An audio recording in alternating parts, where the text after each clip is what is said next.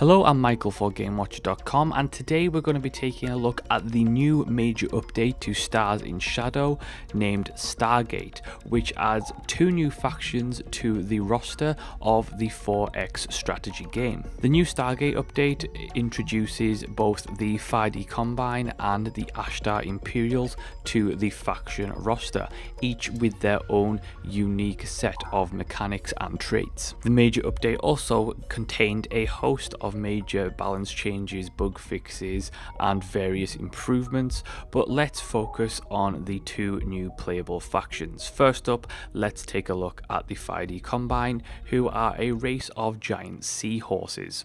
The 5D are an aquatic race of enthusiastic traders.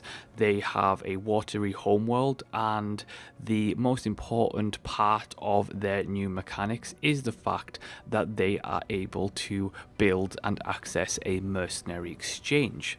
Because of their economic power and their finesse as traders, they are able to build a mercenary exchange and hire mercenaries from every other galactic race, which gives them a distinct advantage over the other factions. What this means in terms of effects and implementation is the fact that once you have established a good economy as the 5D Combine, it means that you can hire every other race in the galaxy, including their ships, and form a mercenary fleet with the advantages of having a diverse fleet. So you can have the advantages and the technological advantages and the military advantages of each race combined into a single fleet, giving you a particular advantage over enemy fleets. However, there is a distinct downside in the fact that this is going to be expensive.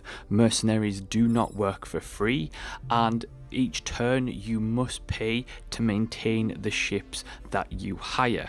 Now, this isn't a problem if you are a particularly adept trader and have good economic income. However, this is certainly a faction that is built for people to enjoy trading, to really focus on economic power.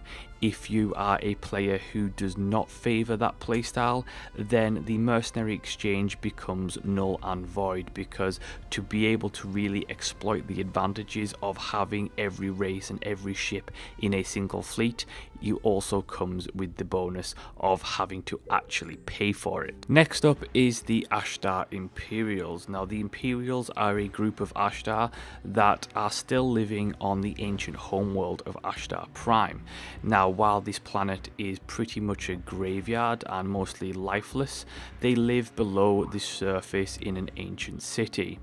One of the great things about the Ashtar Imperials is the fact that they have access to a Stargate, which is an ancient artifact in orbit that not only allows instant transportation of vessels to various other systems, but it means that the Ashtar Imperials gain a significant advantage when it comes to technological research. This means that when players use the Ashtar Imperials, it is a case of you will more than likely not only have the ability to expand very quickly by instantly transporting various ships throughout the galaxy, but also be able to trounce early game enemies with your technological advantages. However, players should be warned, quick expansion comes at a cost. Stargates are a one-way portal to any star system within a fleet's effective range.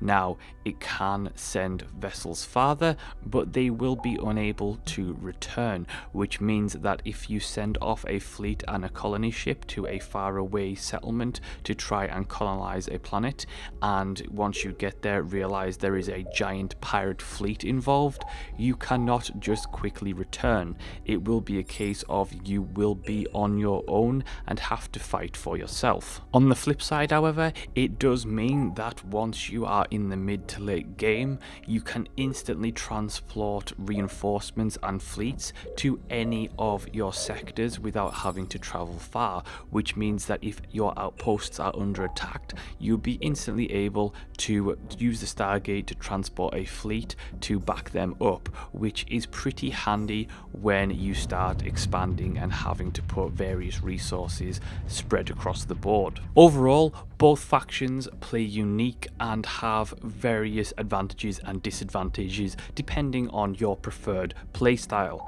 Now, the game is still in early access, but this Stargate update is certainly a sign of things to come for the 4X strategy. And that's our spotlight for the new Stargate update for Stars in Shadow. Thank you so much for watching. Head on over to GameWatcher.com for more, and we'll see you next time.